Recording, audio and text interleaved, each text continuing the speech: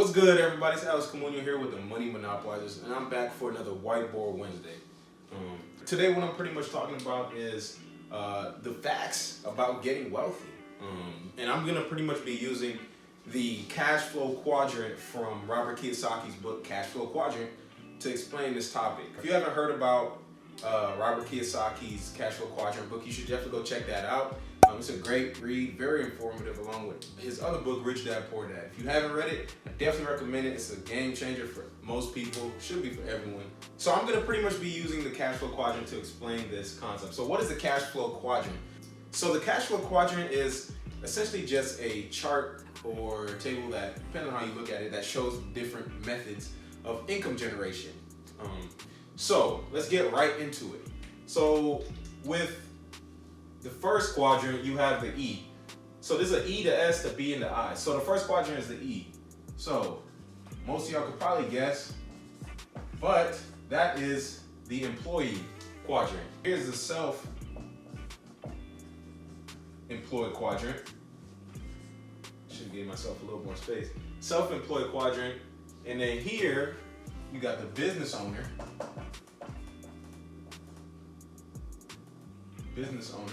And then here, got the investor. So these are the four quadrants. So this first one. So an employee, as I've talked about many times, is someone that trades their time in for money, in a sense, for this context, right? So with an employee, you have a job. So let's say you got Corey the cook, right?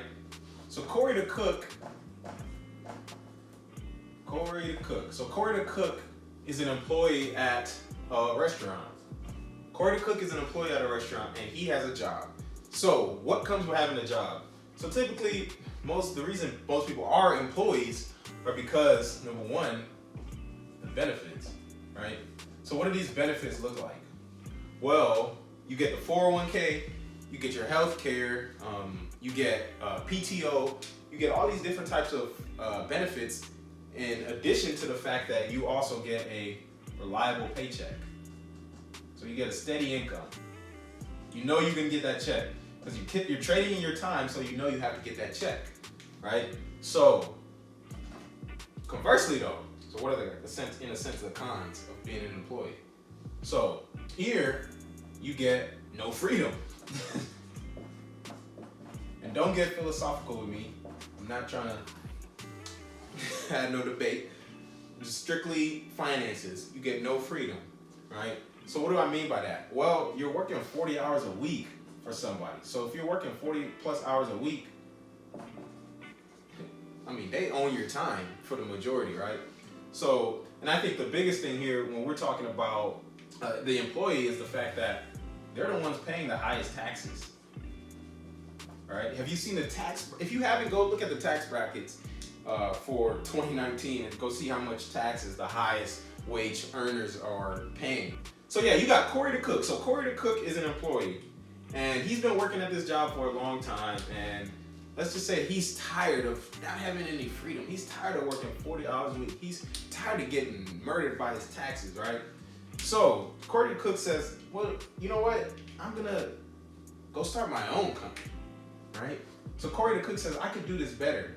So Corey the cook, he goes and opens Corey's Burgers. So he goes and opens Corey's Burgers. So Corey's Burgers is a food truck. Let's just say a food truck that makes burgers, right? So when you're a self-employed, you essentially own a job. That's the difference, right? So people that are self-employed typically leave being an employee because they say, man, I could do this better myself. I want to have more freedom. I want to own my own business, right? But the thing about a self-employed person is that most of the stuff whenever you're self-employed is DIY. Because you have the mentality of, oh, I can do this better. I can do this better if I was doing it myself. Well, yeah, you're going to be doing it yourself. So a lot of the stuff is DIY. So, I mean, yeah, you get to be your own boss. So that's a benefit. You're your own boss. So you get some freedom from that, right? But the fact that the fact that this is your company, it's not making money unless you working. So it's not making money still. You're still trading in that time for that money, right? Because now, if I'm Corey and I just opened Corey's Burgers, now I'm taking the orders at the food truck. I'm going back and I'm cooking.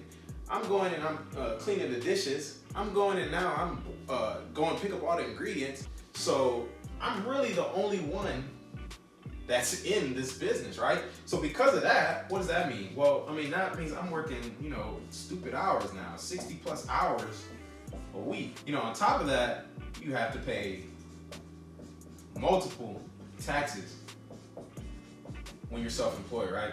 So self-employed people, they're paying a bunch of different taxes. They're paying state taxes, they're paying municipal taxes, they're paying excise taxes, they're paying capital gains taxes, but they're paying all these crazy taxes just to be self-employed, right? So Corey's like, man, so let's say Corey's been doing this for a few years, he's having some success.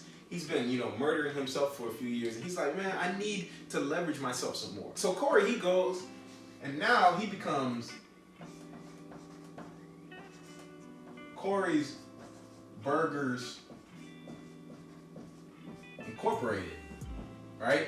So now he's running a business now. The thing about a business, the reason a business is a business and not a self-employed business is that businesses, you essentially, when you have a business, you own a system, right? So now you own a system and you own people. You don't own people, but you people work for you that run that system without you, right? So you, in a sense, you own a business model. The best way I can explain that is, let's say that if I ask most people, can you make a better burger than McDonald's? Right? Most people are gonna say, yes, they can make a better burger than McDonald's. But if I ask you, can you make a better business model than McDonald's? You can, right? Because McDonald's business model is extremely streamlined at this point. When you walk into McDonald's, you know exactly what you're gonna be getting every time. You know what the food is gonna taste like. You know the fries gonna be salty. You know the burger's gonna be the however way. You know the Sprite gonna taste like electricity. You know the ice cream machine gonna be broken. You know all that's happening when you walk into McDonald's. But in a sense, that's a system, right? That you see the system that is happening to deliver that burger to you because they've put those systems in place and have people in place to operate those systems. So what does that mean now for the business owner, Corey?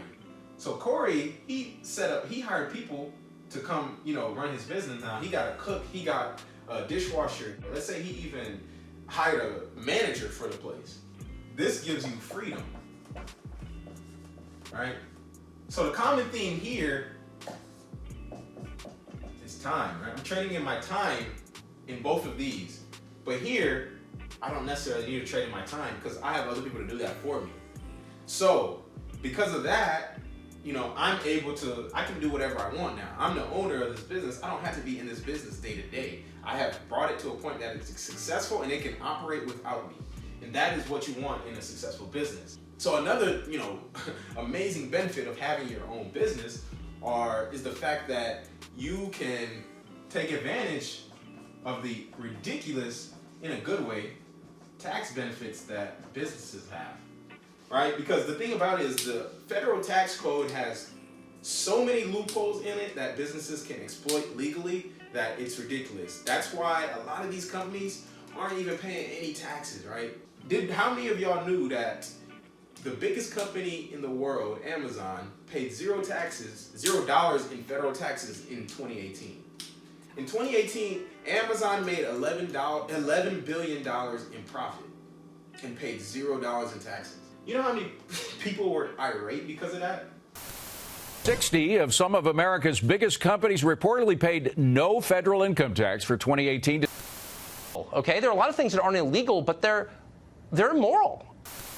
We will no longer accept the absurd situation where large corporations like Amazon, Netflix, and General Motors pay nothing in federal income tax.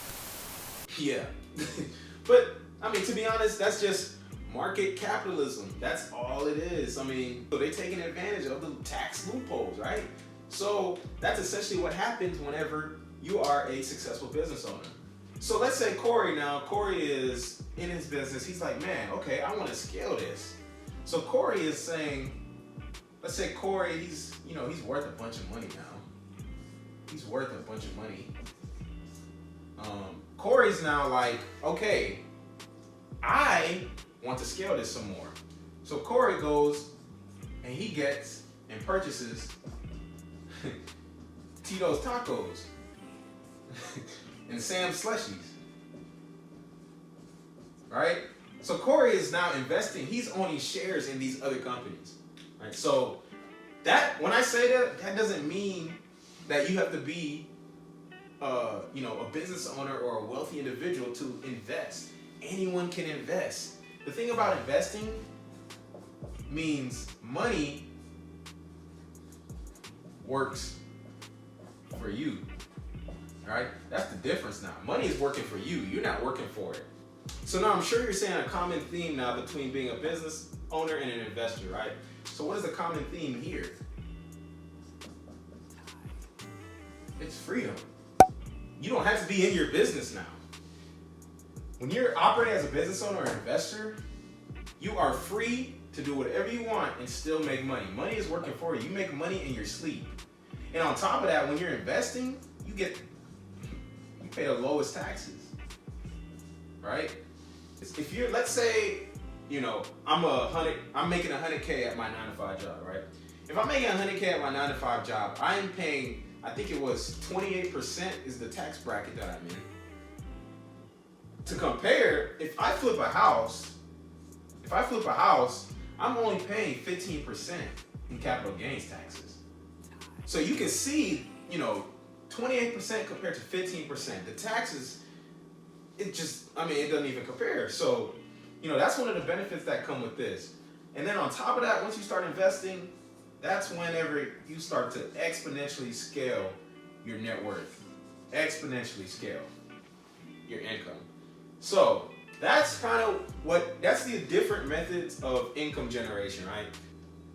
When you're always trading in your time for money, you can never get rich. Your time is limited. You're never going to become wealthy trading in your time for money. You have to make money work for you, or you have to get systems that work for you. That's the key. You need to be selling something other than your time. Society teaches to sell your time so much, but I hope y'all enjoyed this video. If you did, I'd appreciate it if you left a thumbs up on this video, leave a comment, and definitely try to share this with one person. Share it on your social media. I really, really appreciate that.